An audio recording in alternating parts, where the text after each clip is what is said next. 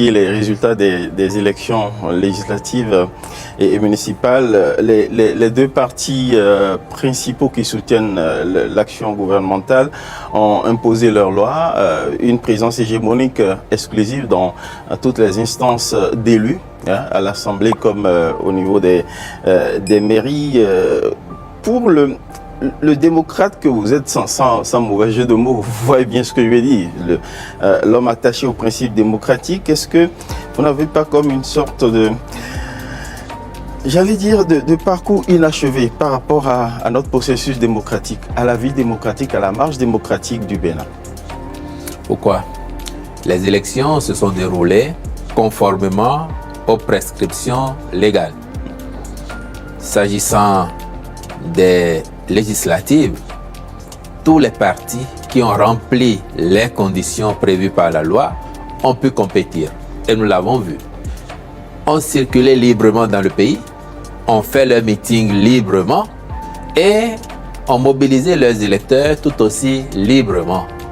Les électeurs sont allés aux urnes, ont porté leur choix sur les uns et ou les autres. Et puis à l'arrivée, le résultat est la manifestation de la volonté des électeurs, de la volonté du peuple. La volonté du peuple ne saurait se discuter parce que le peuple ne se trompe pas. Et le peuple a décidé que tel et tel parti peuvent aller le représenter à l'Assemblée nationale conformément aux dispositions de la loi. Et que tel et tel autre n'était pas qualifiés, n'étaient pas assez représentatifs dans le pays pour porter leur voix au sein du prochain Parlement. Il faut prendre acte de cela.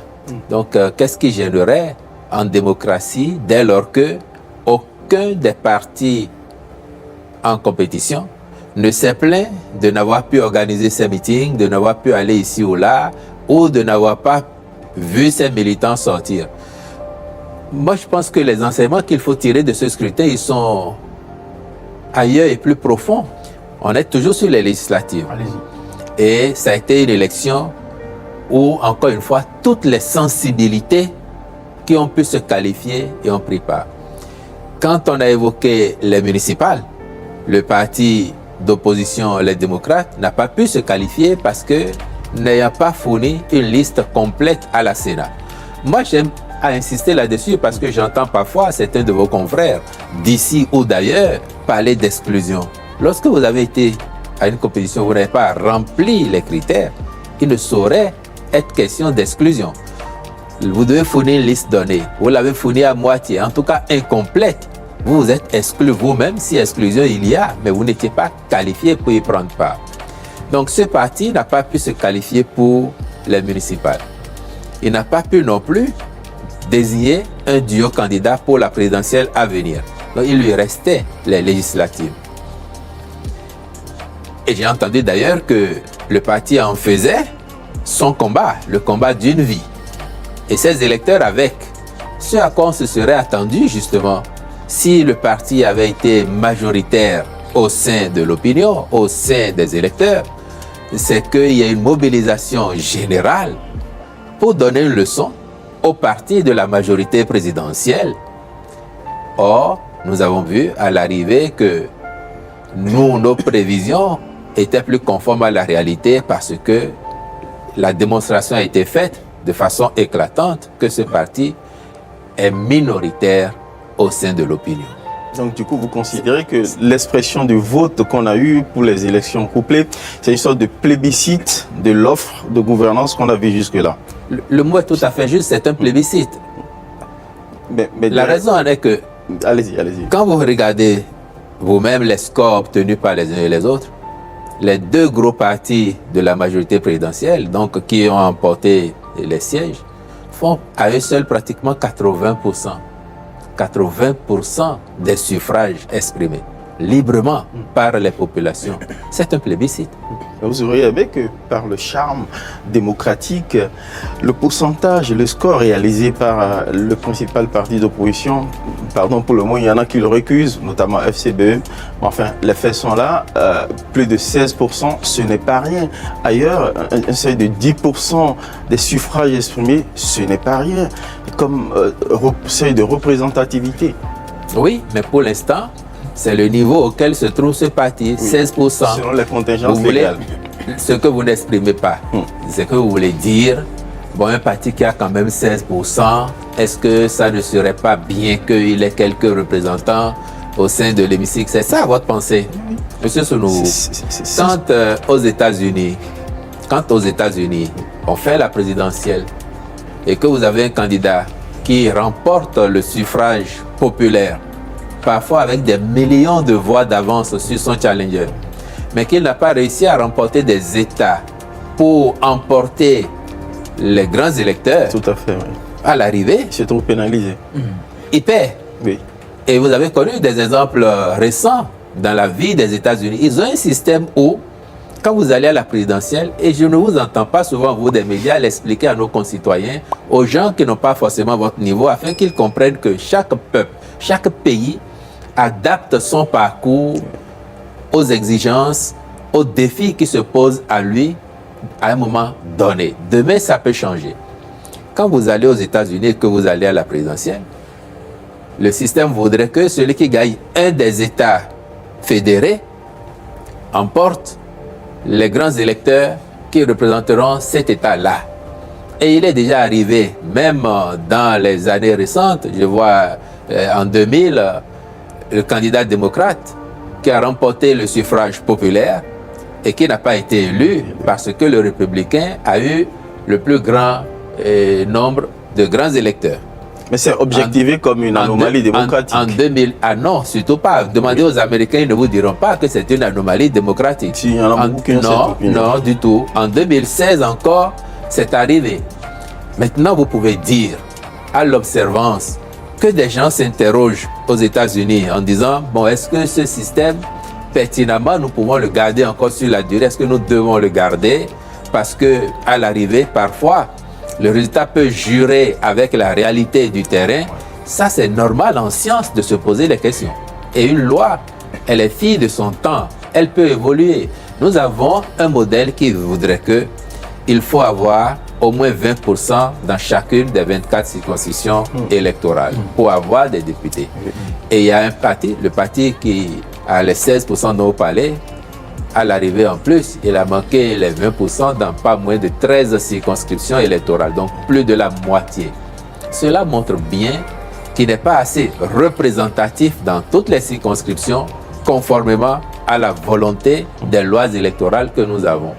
Et puis, moi j'ai été particulièrement sidéré par ailleurs de voir que même dans des circonscriptions qui a priori étaient perçues ou pouvaient être perçues comme des bastions de ce parti, mais il y a été totalement laminé, parfois avec des scores anecdotiques.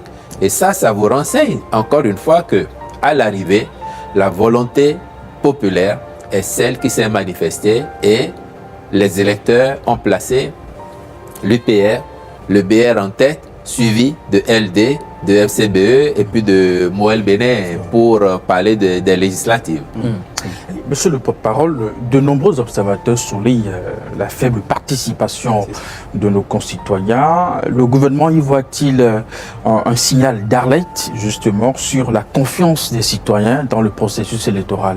Non, mais un moment, s'il vous plaît, si vous permettez, avant que d'arriver sur la participation, restons sur le débat précédent et finissons-le pour apprécier les messages ou le message que les électeurs passent. Parce que avant ça, on a entendu longtemps, pour nous en tenir au parti LD, revendiquer d'être le parti du peuple, d'être le plus grand parti du Bénin. Et j'avais eu l'occasion de dire, quand les réformes ont été faites et qu'on entendait les grognements de certains, je disais que les partis qui ont compris que la loi leur pose un défi, tels des fourmis besogneuses, se sont mis sur le terrain pour travailler et essayer de rattraper leur retard. Tandis qu'un autre moins jouait les cigales et que le résultat ne saurait surprendre. À la fin, je vois, ça n'a pas menti. Mais les électeurs ont surtout montré qu'ils sont plus arrimés aujourd'hui au Bénin nouveau, au Bénin de demain, plutôt qu'au Bénin du passé. Les électeurs nous passent un message. Nos électeurs aujourd'hui, ils vivent dans un Bénin 3.0. Ils aspirent peut-être à un Bénin 7.0 ou 9.0 plutôt que de retourner dans un Bénin analogique que certains leur proposaient. Et c'est ça qu'il faut saluer, la maturité des électeurs, la maturité du peuple béninois dans son ensemble. Quel que soit le prix, éventuellement démocratique. Est-ce que nous sommes d'accord? Est-ce que nous sommes d'accord que le peuple ne se trompe pas? C'est pour ça qu'on dit Vos Populi, Vos Dei, n'est-ce pas, M. Sonovo? Bon, c'est une vision philosophique. Non, est-ce que nous sommes d'accord que le peuple ne se trompe pas? Puisque dit que la souveraineté appartient au peuple, c'est vrai. Le peuple exerce sa souveraineté, il manifeste librement son intention dans les urnes, vous lui accordez au moins le crédit d'avoir fait le choix dont il avait envie. Donc le peuple ne s'est pas trompé en faisant ces choix-là. À partir de cet instant, il faut tirer les conclusions. Moi, je considère que le peuple béninois est heureux aujourd'hui d'être dans un Bénin 3.0, de considérer que la marche du pays globalement est satisfaisante, même s'il y a encore des défis ou des aspects à corriger, à améliorer, ce qui est normal partout ailleurs dans le monde, mais surtout, ce peuple ne veut pas revivre dans le Bénin d'avant 2016. Et c'est le principal message qu'il nous a passé, c'est ça qu'il faut retenir. Et avec le recul, on peut même dire, les gens qui ont pris les armes contre le peuple béninois le 7 décembre, parce qu'ils se croyaient le bras armé ou les justiciers d'un certain courant politique en pensant qu'ils étaient majoritaires. Je pense que si c'est des gens qui étaient de bonne foi le 7 décembre, en tout cas c'est des gens honnêtes, en voyant les résultats, ils devraient se dépêcher de faire les excuses au peuple, de présenter leurs excuses au peuple béninois en disant « Béninoises et Béninois, on s'est trompé, ou on a été floué. Nous, on pensait que les gens qui se plaignent tout le temps, ils étaient majoritaires dans l'opinion. Mais les résultats des élections libres et transparentes que nous avons vécues nous montrent qu'ils sont plutôt très minoritaires. Et donc, avec le recul, on vient vous présenter humblement nos excuses. On s'est trompé. Je pense que c'est ce qu'ils auraient dû faire s'ils avaient été de bonne foi ce jour-là. Et s'ils avaient été déjà honnêtes, c'est ce qu'ils auraient dû faire. Parce que, imaginez, contrairement à leurs attentes, évidemment, le peuple n'était pas sorti. Mais si une partie des soutiens de l'opposition était sortie et que cela avait marché, on aurait dit que c'était un coup d'État populaire. Quand bien même, c'est au bénéfice d'une minorité de la population. Et donc, quand vous faites ces considérations, vous êtes obligé de leur dire, bon, le peuple attend vos excuses quand même, messieurs, du 7 décembre 2025. On peut comprendre cette manière de tirer des leçons, ces leçons du vote qui a été exprimé.